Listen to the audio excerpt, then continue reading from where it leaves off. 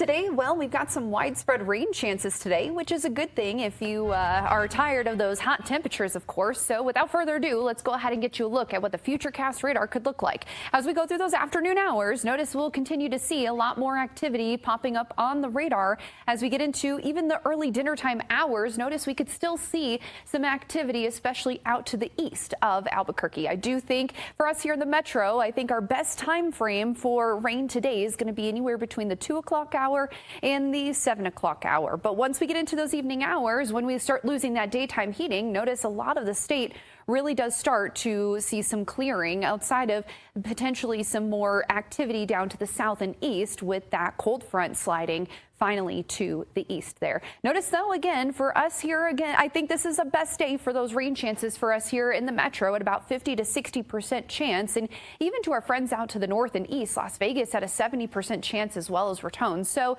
I do think that we do have a good chance of rain, especially across the state here, where we could potentially see some more flash flooding, especially with those heavier downpours with some of those thunderstorms. Albuquerque specifically is in a 1 out of 4 risk, but the eastern half or eastern portions of Bernalillo County, I should say, are in that 2 out of 4 risk. Not only that, but we just got word from the Storm Prediction Center that there is the chance of some severe weather. It's a low 1 out of 5 risk, and really what we're looking at are those gusty winds. In fact, as we go through the next several hours, our winds are going to shift from the east. So we're going to get those easterly winds, and that's going to really increase our winds here, especially as we get into those afternoon to dinner time hours, like I said, where we could see even gusts upwards to 35 plus miles per hour. So severe criteria does put it at 58 miles per hour.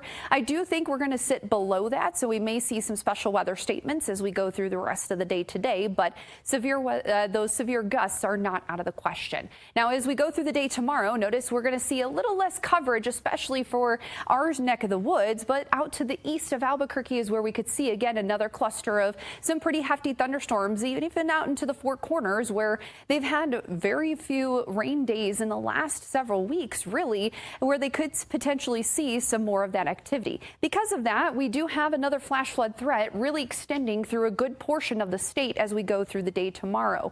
Now, after we get through tomorrow, notice we still keep rain chances for the next couple of days until we get to the 4th of July weekend. So I think the 4th of July should go off without a hitch, thankfully. So outside of that, though, southern New Mexico today, again, showers and storms are going to be the main thing that we're going to be talking about here in the next couple of days, where Roswell and even Silver City will want to watch out for the potential for the flash flooding as we go through the next couple of days. But notice again, by the 4th of July weekend, we'll start to see some improvements. Northern New Mexico, again, northeast side, I think has the best chance of seeing any type of activity today. But once we get to tomorrow, that's when we'll start really getting to see a little bit better of chances for Farmington especially. And even Las Vegas, again, we'll want to monitor the radar as we go through the next couple of days. Out in the North Mountains, though, temperatures anywhere from the 70s to the 80s. And again, a chance of showers and storms are not out of the question. Even for Santa Fe, again, we're going to continue to see that forewarn alert there for the day today for the potential of flash flooding. But once we get closer to that holiday weekend, I'm sure people have plans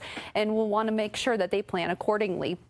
We'll see those start to drop off. Even in the East Mountains, also a chance for showers and storms this afternoon to evening. And even here in the metro area, that's where we're really going to be watching as we get into those later afternoon to even those dinner time hours. And we're going to continue to watch for the next couple of days for the potential of the flash flooding. But notice as we get, again, closer to the weekend, we'll start dropping those rain chances down to about 10% for the Friday and Saturday. Really, it's going to be a very low chance, and we'll see those temperatures really starting to ramp up.